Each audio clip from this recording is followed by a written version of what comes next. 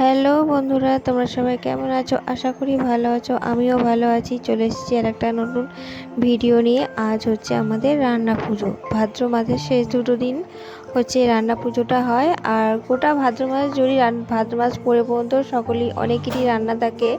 বিভিন্ন জনের বিভিন্ন রকম রান্না থাকে। লক্ষ্মী রান্না, বুধো রান্না, ইচ্ছা রান্না, যাই হোক ভাদ্র মাসে সেই দুটো দিনে যে রান্নাটা থাকে সেটা হচ্ছে বুড়ো রান্না। আমাদের রান্নাটা হচ্ছে বুড়ো রান্না। আর কালকে হচ্ছে বিশ্বকর্মা পুজো। আর আজ হচ্ছে আমাদের রান্না পুজো। এই পুজোটা রান্নাটা হচ্ছে মা মনসার পুজো। তাই সকাল থেকে সবাই খুব ব্যস্ত, রান্না পুজোর জোগাড়জাত চলছে। আমিও রান্না পুজোতে হয়তো শুধু সব ভাজাভুজি, মাছ ডাল এইসবই, তাই আমি সব রকম ভাজাভুজি কাটতে বসে গেছি। দেখো আমি একে একে সব আনাজ কুটে নিচ্ছি। আমার পটল আলু থেকে শুরু করে যা যা ভাজাভুজি হবে, উচ্ছে, তারপর কুমড়ো, মানে 9 রকম 11 রকম 13 রকম, যারা যত রকম, যাদের ঠাকুর মা মনসা ঠাকুর যত রকম খায় তত রকমের ভাজাভুজি হয়, তাই তারা তত রকমের ভাজাভুজি করে। আমিও মোটামুটি সব রকম নিয়ে বসে পড়েছি ভাজাভুজি করতে, মানে ভাজাভুজি কাটতে। কাটা হয়ে গেলে তারপর চান ফান কিন্তু এখনও করিনি, কারণ চান ফান করে তারপর বিকেলে রান্না করতে বসতে হবে। দেখো সব কিছু কাটাকুটি হয়ে গেছে, বিকেলও হয়ে গেছে। সকাল দুপুরে খাওয়া দাওয়া করে চান ফান করে এবার বিকেলে রান্নাটা করতে লাগবো। আমার মাও লাগবে, আমিও লাগবো। একার পক্ষে তো সবগুলো করা সম্ভব নয়, আবার দেরি হবে একা করলে, তাই আমি একটু হেল্প করব। দেখো সব আনাজগুলো ভালো করে ধুয়ে নিয়ে নুন হলুদ মাখিয়ে নিয়েছি। এরপর রান্নাগুলো করতে শুরু করব। দেখো একে একে আমি সব ভেজে নেব। প্রথমে আমি ভেজে নিচ্ছি হচ্ছে বেগুন। আমি গ্যাসে এগুলো করছি। আর ওখানে উনুনেও রান্না হচ্ছে, মাটির উনুনে আগুনে জাল দিয়ে সেখানে মাছ ডাল ভাত সেগুলো করবে। আর আমি ভাজাভুজিগুলো এখানে করে নিচ্ছি। আস্তে আস্তে আমি সব ভেজে নিচ্ছি। আচ্ছা, কাদের কাদের রান্না পুজো আছে আমাকে একটু কমেন্ট করে জানিও তো। রান্না পুজোর রান্নাগুলো খেতে কিন্তু ঠাকুরের রান্না তো খুব টেস্টি হয়। আর কিন্তু অন্য সময় এইভাবে রান্না করে খেলে কিন্তু এত টেস্ট লাগে না। যাই হোক, সবাই তো জানে ঠাকুরের নামে যে জিনিসই হয় সেই জিনিস যেমন করেই করো সেটা খুব খেতে টেস্ট হয়। তাই এটা মা মনসার রান্না তো, তাই যেমনভাবেই করো, শুধু ভাজাভুজি ডালই কত তখন টেস্ট লাগে। এবং আমার আস্তে আস্তে সব এবার আমি পটল ভাজি, বেগুন ভাজা আমার হয়ে গেছে। চলো তোমাদেরকে একটু মায়ের কাছ থেকে ঘুরিয়ে। দেখো এখানে বসে রান্না করছে আমার মা, মাছ ভাজছে। দেখো আমার ছেলে মাকে বিরক্ত করছে, দিদাকে খুব করে আদর করছে। আর এখানে হচ্ছে উনুনে মাছ ভাজা। গ্রামে ঘরে তো মাটির উনুনটাই মোস্ট, তাই আমাদের মাটির উনুনেই বেশিরভাগ রান্না বান্না হয়। আর অনেক কিছু রান্না বান্না হবে বলে আমি গ্যাসে করছি, তবে গ্যাসটা আমার এখানে খুব একটা ইউজ করে না। আমাদের এই মাটির উনুনেই বেশি রান্না বান্না হয়। মাছগুলো মা রান্না করছে, ছেলে তো কোলে বসে আছে। দেখো এই হচ্ছে আমাদের তুলসী মোচ্ছ। চলো এবার আমি আমার রান্নাগুলো কমপ্লিট করি। দেখো এখানে আমার ওখানে দেখাতে দেখাতে এখানে আমার পটলও ভাজা হয়ে গেছে। পটলগুলো এবার একে একে তুলে নেব। এরপর বাকি ভাজাগুলো আমি ধীরে ধীরে ভেজে নেব।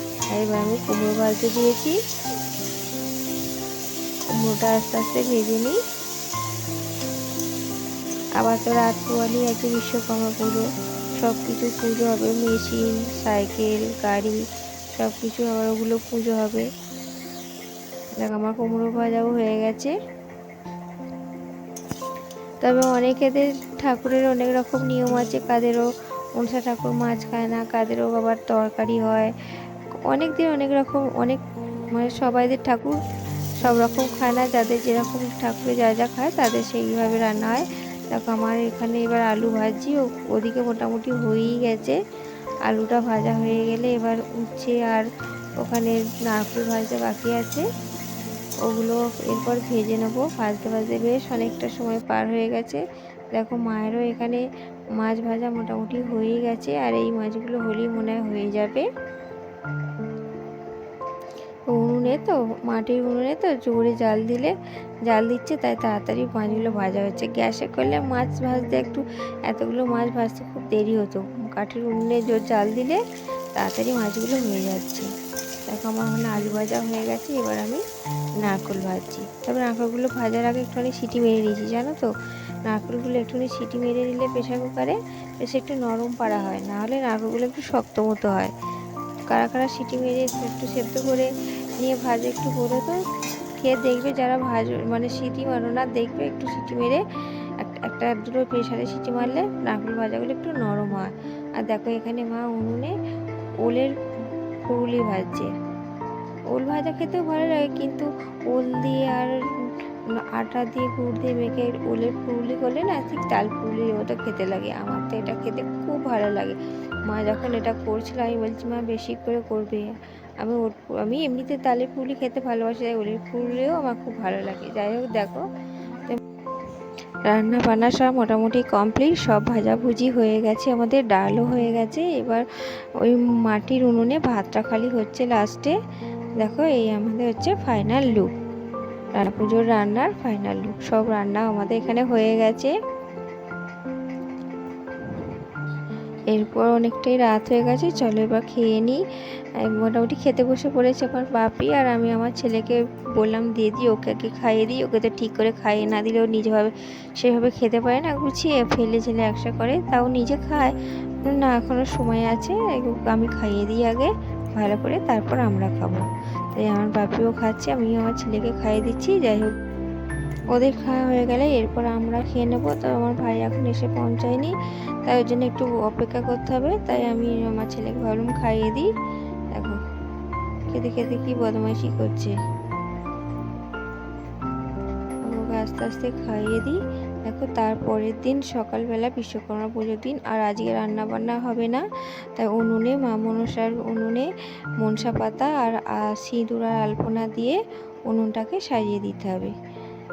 এইভাবে কারা কারা করো একটু প্লিজ লাইক কমেন্ট করে জানিও। আর ভিডিওটা ভালো লাগলে প্লিজ অবশ্যই লাইক কমেন্ট শেয়ার করো। আর যারা ফেসবুক থেকে দেখছো অবশ্যই তারা চ্যানেলটাকে ফলো করো, আর ইউটিউব থেকে যারা দেখছো তারা অবশ্যই চ্যানেলটাকে সাবস্ক্রাইব করো।